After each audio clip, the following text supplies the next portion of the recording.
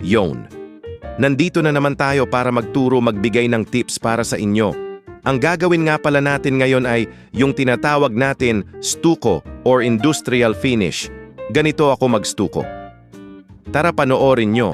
Una sa first, dapat siguraduhin mo naka-primer ang wall nyo ng flat latex para kumapit ang ipapahid nating stucco. Pangalawa, dapat lihahin bahagya ang wall para walang sabit kapag nagpahid na kayo ng stucco. Pangatlo, magtimpla ng stucco. Kung gusto mo makamura ka ng stucco, sundin lang itong ginagawa ko. Inembento ko lang ang ginamit kong stucco dito dahil ang totoong presyo ng stucco ay umaabot sa 2,500 ang isang bag ng powder na stucco at ang timba naman ay kulang 5,000. Kaya gumawa ako ng sarili ko gamit ang semento at skim coat. Ito ang rasyo ng pagtimpla gamit ang cup ng noodles. Kung 5 takal ng skim coat, 2 takal ng semento, haluin ng mabuti para sa magandang resulta ng kulay. Kung ang semento at skim coat ay namumuo, na dapat ito ay salain mo ng kulambo. Kapag okay na, pwede ka na magpahid 2 hanggang 3 patong para lumabas ang tunay na ganda. Dapat magaling sa pagpahid para walang resalte. Makalipas ang 24 na oras, pwede mo na itong applyan ng top coat. Kung gusto mo ng makintab, gamitin mo ang emulsion. Kapag gusto mo naman ng matte or hindi makintab, gamitin mo ang matte shield ng Boysen or Davies.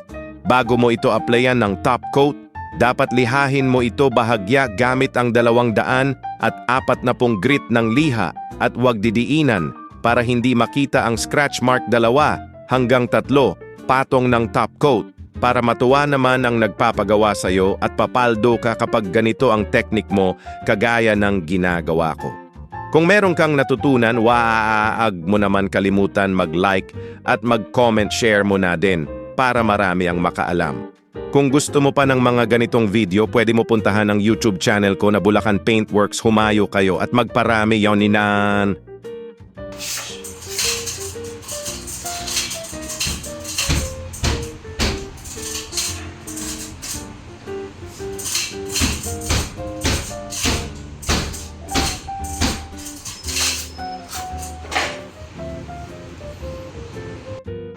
Yon guys, tingnan nyo. Tutuyo na yung ginawa nating industrial.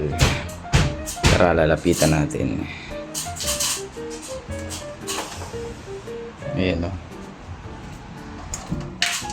Ayan, makikita mo yung design. Ayan, lalapit pa natin. Ayan yung mga design o, pag malapitan. Ayan o.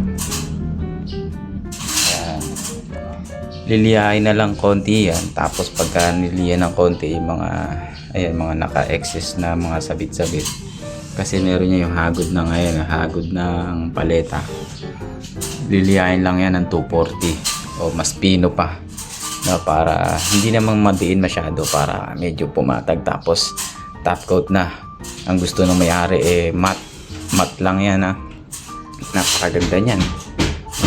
Tapos tatapatan mo ng ilaw, boom, panis, no?